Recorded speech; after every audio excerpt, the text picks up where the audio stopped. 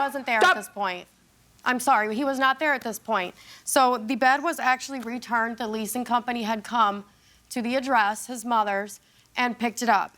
And I have a receipt stating, and then the return date that they picked it up was 11/4/2019. He was off working, so he doesn't know. Well, what was he doing working? I thought he was disabled. Well, see, he's one of those. What was he doing working? He was off working. What was he doing? Don't speak. What were you doing working? I was helping a friend. Do what? At his boat place. Who was watching your children? My mom. You help him often? Not too much. Sit down. So you returned the bed to the leasing company. And how much was the shortfall on the bed? Anything that you had to pay?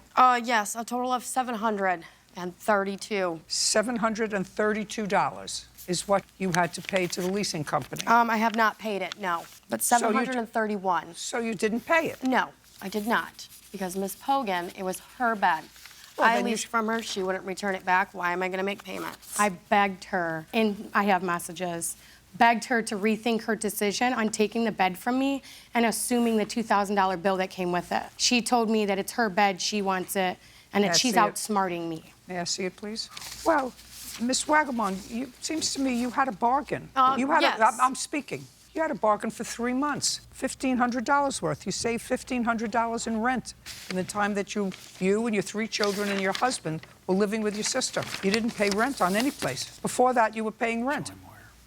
That's what you told me. On that page, sir. So why are you quibbling over $700 when she gave you a place to stay? You had no place to stay. You weren't paying any rent. You had the bed back. You could have kept it if you wanted to. I'm just trying to understand where you're coming from. I'm going to read these in a second. Okay, so the thing is... The thing is, you did save $1,500 in rent. Yes, I have saved money because my family is basically homeless. Yes, Miss Pogan opened her doors, but Miss Pogan did it that's your sister. for the bed. Listen I get that's my sister, but this is not our first downfall. Just a second. Just a second. Your homelessness is not her problem. I get that, and that's why we were grateful that she opened her home to us. Your homelessness is not her problem. So she wants this bed. I get it for her. It is her bed. She had agreed to make payments on time every time. If you are not going to make a single payment, why am I going to let you keep the merchandise when the company wants it back because you haven't paid nothing? You're absolutely right. Technically, I've made payments on the bed. I gave her $200 cash, which we have. I made that payment. For an overdraft because I was late on getting my FAFSA money from school because I'm a full-time student.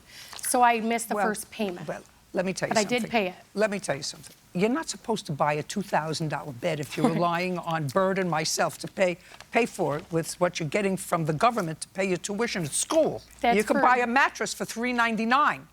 Correct. She had a bed.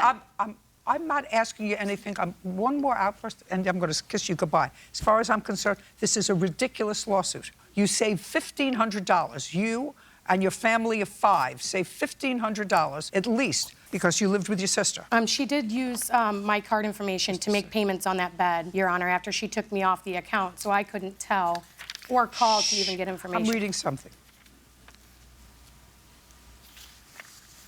Oh, she wanted you to put it in her name. That's what these discussions were about. Yeah, I wanted her to put it in my name, yes. So in your name? Because she told me she was outsmarting me in a text message, so it scared me into not being able to trust if she was really going to make me pay the bed off and then take it still.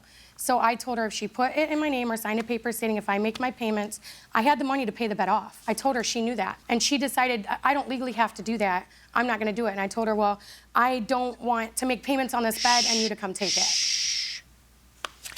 Well, you say to her in this text, I'll be over to pick up both my beds, and then Heather and Ed, and it's my blank bed. It's in my name, thank you. I'll be there with the police tomorrow and the paperwork. You have been removed from my account since 3 o'clock today. After she took me off the account, she used my card. I don't care. Don't use my money my tuition money that you're getting to buy a $2,000 bed. Well, why didn't you let her pay the bed off? I wanted her to pay the bed off, Your Honor. If she would have done that, it would have been hers. I can't go get it. You're not letting me come and get it anyway, so why would I just come and get it? You pay it off. I'm not going to come and get it. She said she was outsmarting me, and that's why I finally gave her the bed back, because she had stole from my account. I had to file fraud. Because I threatened to sue you. I have evidence proving that I did not impersonate Miss Pogan. Bird, I'm done with the 2 sisters. Let them fight it outside. Okay. Good. You got the bed back? That's what you said you wanted. Your case is dismissed.